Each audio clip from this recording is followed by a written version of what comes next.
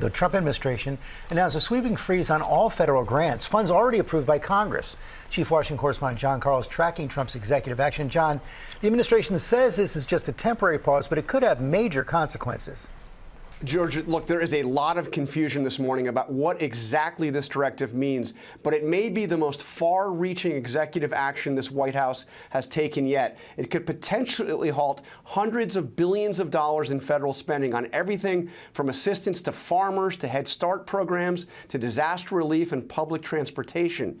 In a memo describing this, was obtained by ABC News, the White House Budget Office has ordered all federal agencies to cease any financial assistance if they believe the program might conflict with President Trump's executive orders. The directive is not specific about which programs would have to be suspended, but it's clearly far-reaching. It says, quote, "This memorandum requires federal agencies to identify and review all federal financial assistance programs and supporting activities consistent with the president's policies and requirements."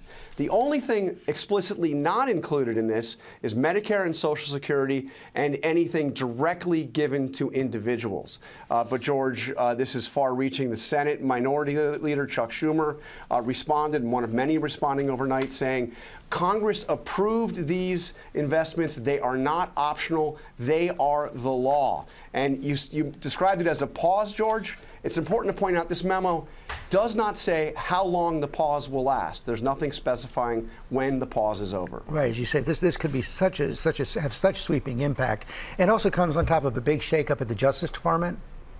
Yeah, that's right. The Trump administration has fired over a dozen career prosecutors in the Justice Department's national security and criminal divisions. These are people who were involved in any way in the cases against Donald Trump. These officials received an email from the acting attorney general on Monday telling them, in part, given your significant role in prosecuting the president, I do not believe that the leadership of the department can trust you in implementing the president's agenda faithfully. Those fired, George, include some of the Justice Department's most senior prosecutors. These are individuals who have served in Republican and Democratic administrations. It also comes on top of action taken against some AID, foreign assistance professionals. And we learned about an executive order the president signed Monday that could set in motion a ban on transgender troops. Yeah, this builds on a previous order he had done last week. It seems to pave the way to pushing openly transgender people out of the military, mirroring the order he signed on transgender last week.